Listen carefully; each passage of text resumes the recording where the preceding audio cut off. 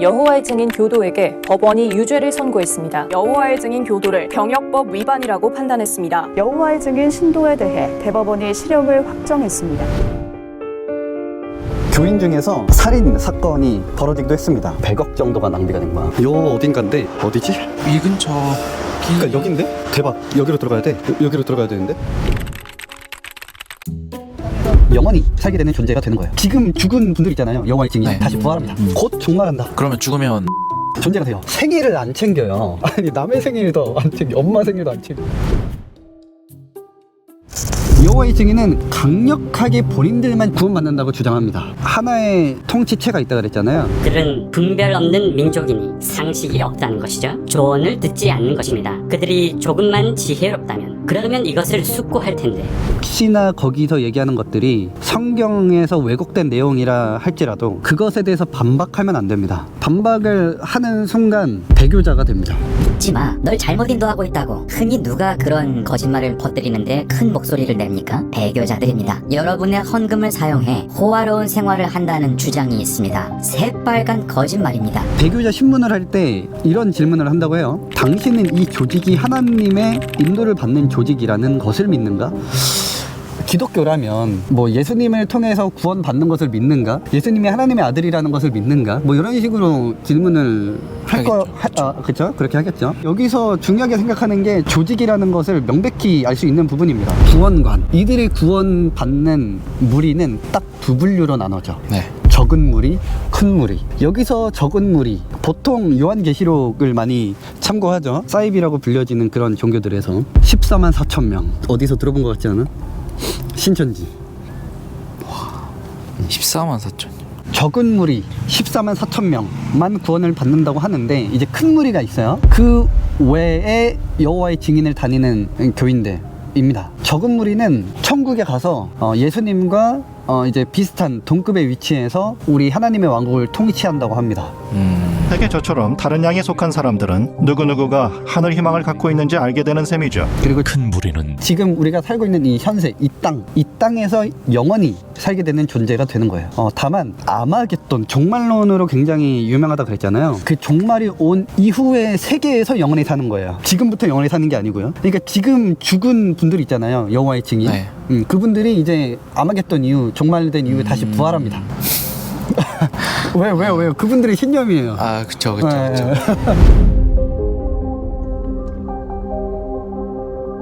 그러면 그 기간 동안은 아무것도 아닌 죽은 자로 있다가 이제 종말이 되면 다시 부활을 하는. 여기서 또 한 가지 짚고 넘어가야 되는 것이 그 14만 4천 명에는 누가 들어가는 것인가? 누가 들어간다고 생각해? 여호와의 증인 사람들이 되겠죠? 근데 14만 4천 명 외의 사람들은 큰 무리라고 해서 그분들도 구원을 받는다 그랬잖아. 네. 영생을 산다 여기서. 천국에 가는 그 적은 무리 14만 네. 4천 명은 누구냐? 사실은 그들은 이미 1935년에 확정이 됐습니다. 1935년 이전에 여호와의 증인이었던 사람들, 그 사람들 중에서 이제 14만 4천 명이 끝났고 그 이후로는 적은 무리의 사람들만 구원을 받는다. 큰 무리. 그 이후로는 큰 무리들만 선별이 되는 거죠. 적은 무리는 이제 끝났어요. 1935년 이후로. 그러면 지금 믿고 있는 사람들은 큰 적은 무리. 무리. 큰 무리. 네, 큰 무리에 속하는. 근데 여기서 지금 만약에 여호와의 증인 분들이 이 얘기를 딱 들었을 때 아닌데? 라는 생각이 들 겁니다. 왜냐? 실제로는 하나의 통치체가 있다 그랬잖아. 그 사람들의 중요한 직책을 맡은 분들을 큰 무리라고들 생각한대. 어려워. 그 중요한 직책을 맡은 그 분들 적은 무리 14만 4천 명 안에 들고 있다고 이제 생각을 하고 계시대.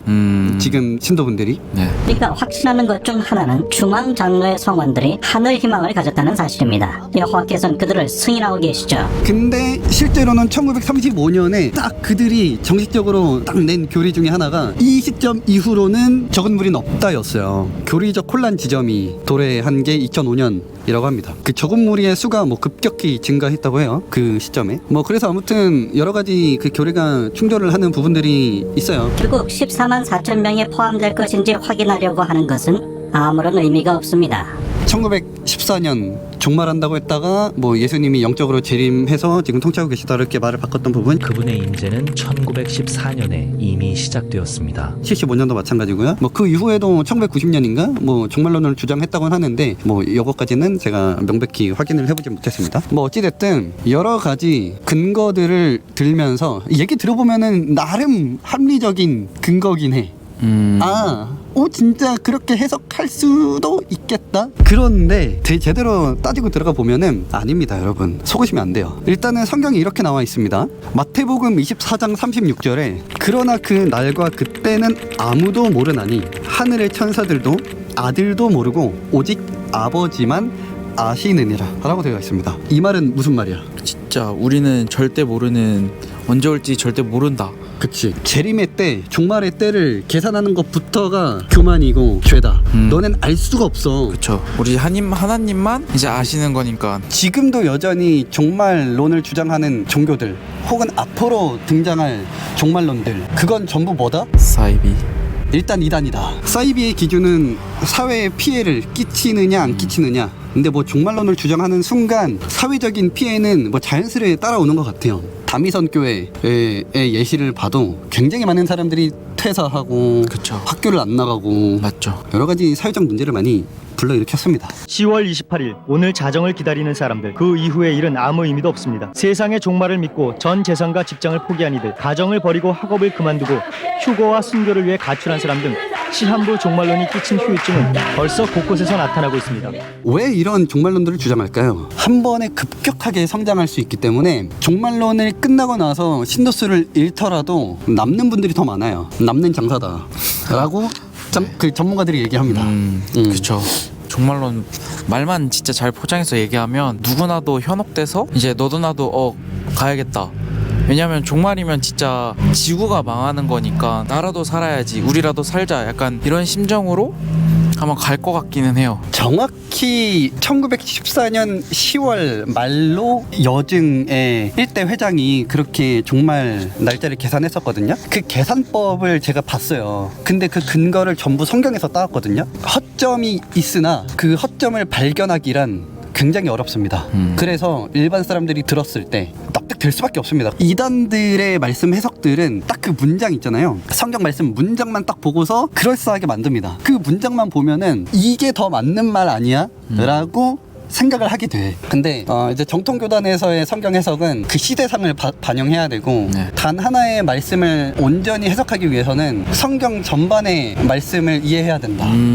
그쵸. 그 이단들의 해석대로만 가면은 이 구절에서는 예를 들어서 사람을 죽이라 했는데 뭐 저 구절에서는 사람을 죽이지 말라 이렇게 되거든요. 그래서 정면적으로 말씀의 해석과 부딪히는 부분들이 무조건 생겨요, 그 이단들은. 그래서 이 성경의 전반적인 모든 것과 그 시대상을 반영을 해야 된다라고 하고 그렇게 이제 말씀을 가르치고 있죠. 여기가 공원이에요. 같이 함께 걸어다니면서 얘기 좀 해볼까요? 지금부터 말씀드릴 거는 군입대 거부에 대한 얘기입니다. 집총 거부라고도 하죠. 총을 잡는 걸 거부하는 거죠. 하나님의 법에 위배되기 때문에 어려서부터 성서로 훈련을 받았기 때문에 그런 양심에 저는 할 수가 없다고 생각을 하거든요. 왜 군 입대를 거부하는가? 많은 사람들이 알고 있기로는 이 세상을 사탄이 만들어서 이제 이 세상을 배척하기 위한 것이다 라고들 많이 알고 있습니다. 그러나 그거는 잘못 알고 계신 거고요. 실제적으로는 내부 교리로는 이렇습니다. 국가 배후에 사탄의 영향이 있다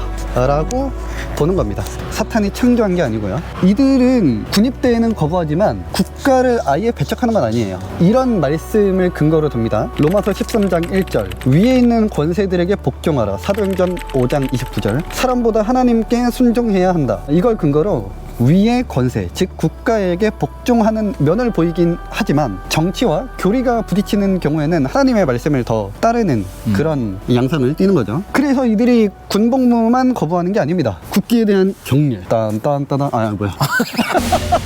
국기에 대한 경례는 따다 다다다. 나는 자랑스러운 태극기 앞에 자유롭고 정의로운. 자 이제 삐 하고 이제 넘어갈까. 그리고 국가 제창을 안 합니다. 애국가를 제창을 안 하는. 아이고. 하나님 외에 충성을 하는 것 같은 모양새를 띠면 안 하는 것 같아요. 그리고 참 당연히 충성 뭐 이런 거 안 하겠죠. 경례.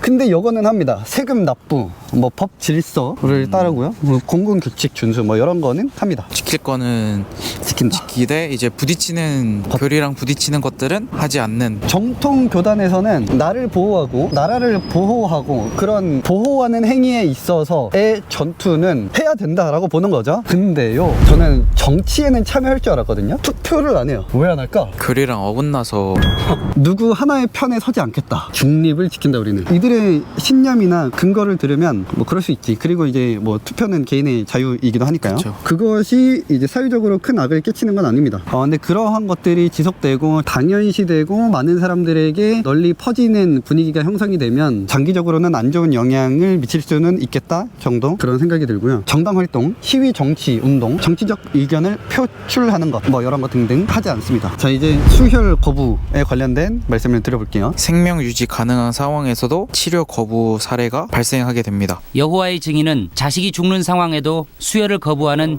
비정한 부모로 각인되어 왔습니다. 그 이유로 창세기 9장 4절 말씀을 따왔는데요. 고기를 핏째 먹지 말 것이니라. 즉 성경에 피를 멀리하라 명령을 의료 수혈까지 적용해서 절대 금지한다.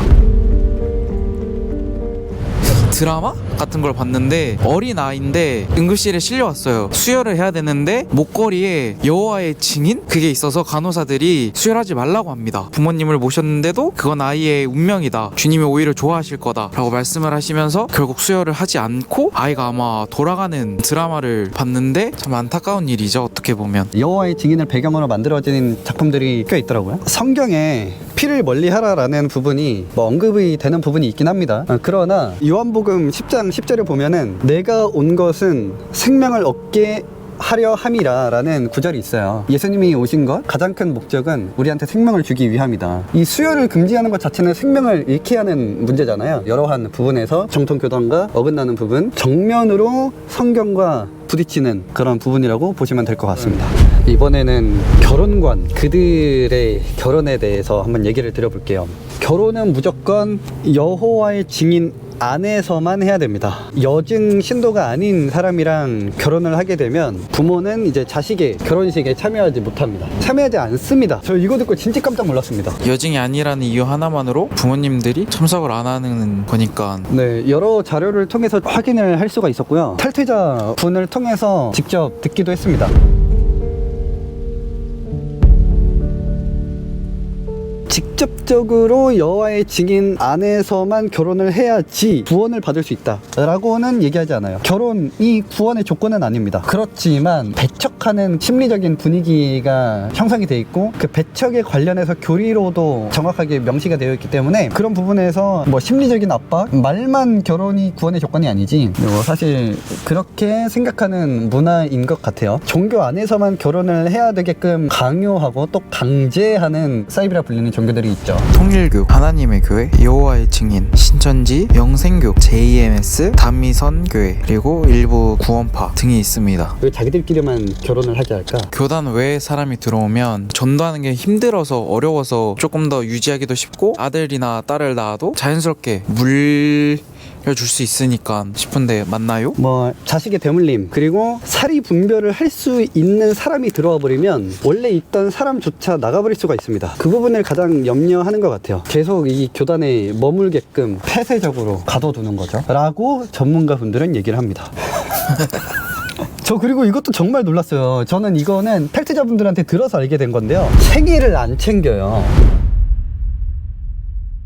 내 생일? 아니 남의 생일도 안 챙겨, 엄마 생일도 안 챙겨. 그러니까 생일을 기념하는 걸 거부해버립니다. 어떠한 성경의 근거도 없는 것 중에서 하나라고 해요. 성경 안에서 명확하게 생일을 기념하고 축하하는 그런 구절들이 창세기, 마태복음, 마가복음에 직접적으로 나오기도 하거든요. 탈퇴자분들한테 듣기로는 친구가 생파에 초대했는데 이제 여호와의 증인이라는 거를 밝혀라, 그러고 가지 말아라 라고 엄마가 시켰대요. 그렇게 밝히고 나서 따돌림 당했었다. 사람라는 증언을 제가 듣기도 했습니다. 자, 이어서 직업과 교육 포기에 관련된 문제를 한번 다뤄드려 볼게요. 여호와의 증인은 종말론에 대해서 주장을 한 바가 있죠. 그리고 지금도 여전히 종말이 굉장히 앞서 있다.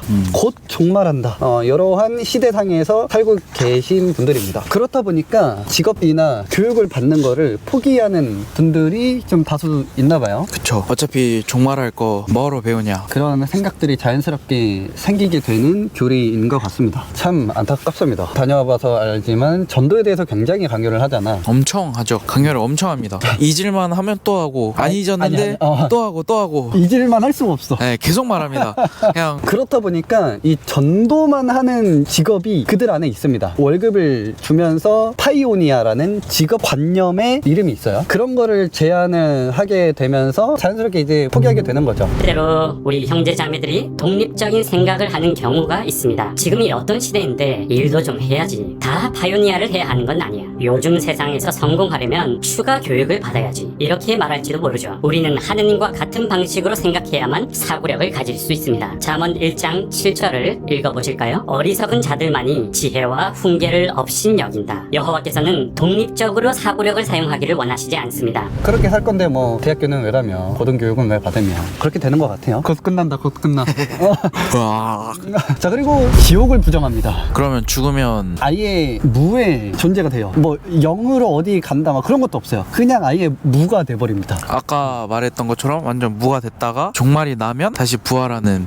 그렇죠. 종말은 아마겟돈이에요. 이 세상은 아마겟돈 전쟁에서 갑작스런 끝을 맞이하게 될 것입니다. 이 세상 제도의 끝이 곧 올 것이라는 소식을 모든 민족에게 증거하고 있는 것입니다. 아마겟돈이 시작되기 전에 무슨 일이 있을 것입니까? 나라들의 연합체가 여호와의 종들에게 총 공격을 가하는 일이 있을 것입니다. 이 마지막 날에 사고력을 갖는다는 것은 그 어느 때보다도 어려운 일입니다. 사탄이 우리를 속이려고 안간 힘을 쓰고 있기 때문이죠. 그리고 지옥은 없다. 자, 그리고 이단을 강력하게 좀 판별할 수 있는 근거로 이제 많이 세우는 게 성삼위일체를 부인하느냐인데 뭐 당연히 부인합니다. 그들은 예수님을 찬양하지 않습니다. 예수님의 걸어갔던 그 길을 단순히 존중하고 본인들도 따라야 하는 정도의 길이라고 생각을 해요. 당연히 예수님을 하나님이라고 생각하지 않고요. 대천사 미가엘이라고 생각합니다. 천사 중 한 분이라고 생각해요. 대천사인 거죠. 천사들이 숭배하는 대천사 미가엘이 이제 그냥 인간의 형상을 피조물로 내려오신 겁니다. 그렇게 보고 있어요. 자, 그리고 아까 이제 가면서 말씀드렸지만 십자가가 없었죠. 그쵸. 아무것도 없었습니다. 교육에. 여느 교회와 차이가 있다면 십자가를 찾을 수 없다는 것입니다. 십자가마저도 우상으로 규정하고 숭배하지 않는다고 합니다. 그냥 고든 기둥에서 죽었다고 생각을 하고요. 십자가는 우상 숭배다라고 본다. 자, 이제 진짜 마무리. 배교자 배척에 관련된 사상입니다. 이 배교자를 배척하는 것에 대해서 굉장히 강하게 내세우다 보니까 그 살인사건 딸이 배교자였다 라는 추측을 하는 분들이 굉장히 많은 거죠. 왜냐? 그 배교자를 배척하는 게 굉장히 강한 것들을 본인들이 아니까. 심지어 왜 그렇게 추측을 하냐, 단서로 볼만한 것들이 많았어요. 그 딸이 사건이 일어나기 전날에 여호와의 증인 인쇄물들, 출판물들을 쓰레기통에 버리고 밖에 내놔. 그럼 여정 입장에서는 당연히 어떤 이유를 했던 간에 배교자라고 당연히 생각할 수밖에 없을 것 같긴 해요. 근데 이제 더 나아가서 뭐 신의 계시를 받았다, 뭐 평소에 자주 했던 말이 나는 곧 하늘나라 갈 것이다, 정리를 할 것이다, 깨끗하게 갈 것이다, 이런 말들을 했다고 합니다. 그와 동시에 이제 딸이 여호와의 증인에서 나가려고 했을 것이다. 그거 너무 이상행동을 보이니까 딸이 좀 이제 안 좋게 생각을 하지 않았나. 그래서 사건 전날 5시간 동안 집회를 했다라는 그게 사실은 집회가 아니라 논쟁이었을 거다. 딸과 싸웠던 걸 거다. 딸이랑 강아지랑 굉장히 친했을 거다. 그래서 딸에게 윽박지르고 하는 모습을 보니 강아지가 소리를 질렀고 그 모습을 보고서 이제 엄마가 악기가 들렸다 막 이러면서 그랬을 거다 라는 이제 추측들이 난무합니다. 실제로 취재를 갔었던 그 아나운서와 그 취재팀들도 훨씬 그쪽으로 더 무게의 중심을 두고 있다고 하더라고요. 그쪽이 더 가능성이 높다고 생각을 하시는 것 같아요. 그때 갑자기 화장실에서 이상한 소리가 나왔습니다. 손을 씻기 위해 화장실로 간 여동생이 샤워기에 물을 틀어놓고 팔을 벌리며 흔들흔들 거리고 있었습니다. 주방에 있던 엄마가 화장실로 뛰어갔습니다.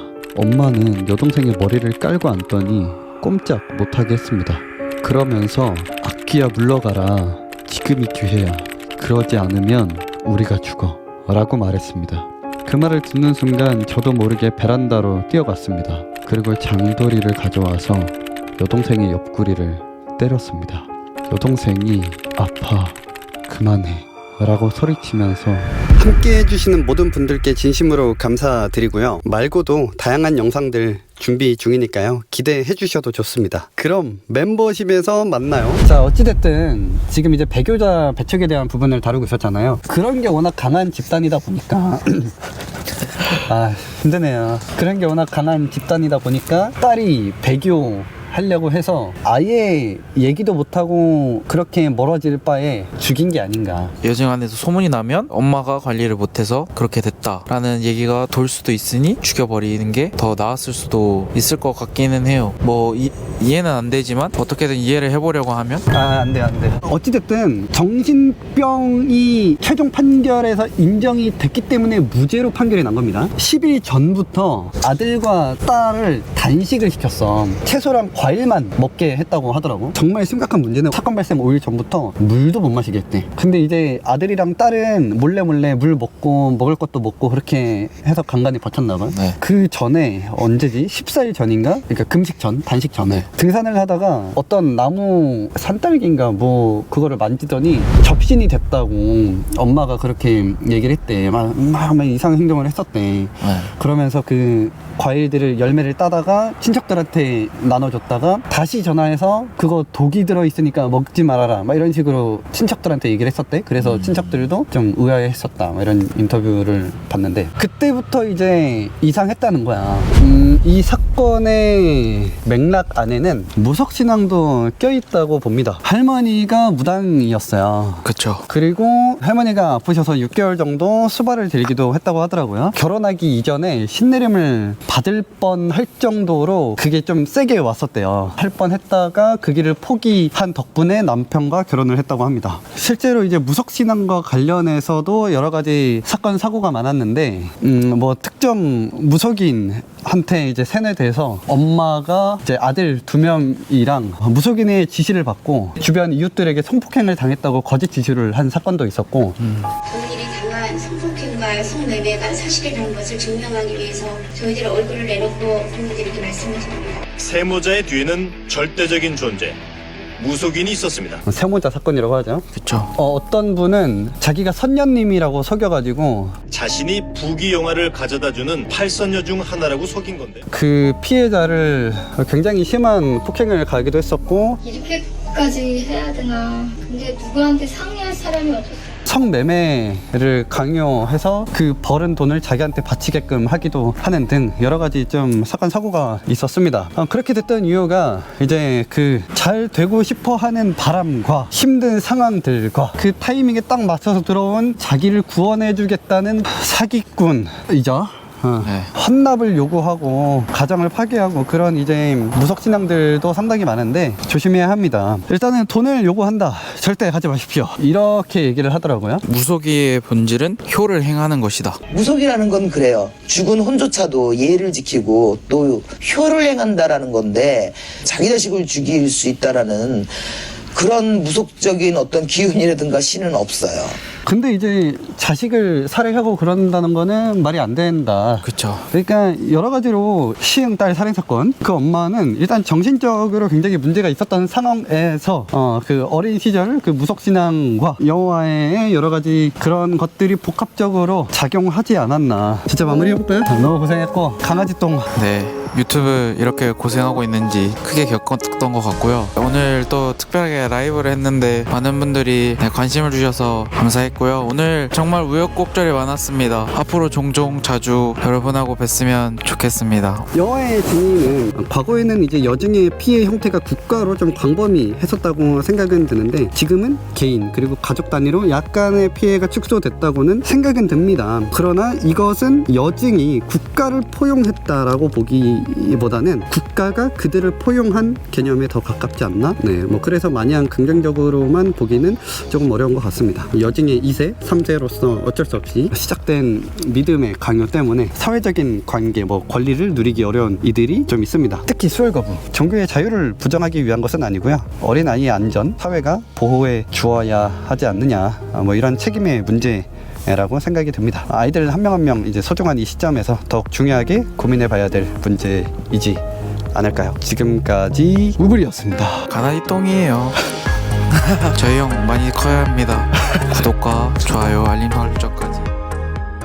종교나 신념을 이유로 입대를 거부하는 이른바 양심적 병역 거부 대체 복무제가 시행되면서 오늘 처음으로 63명이 소집됐습니다.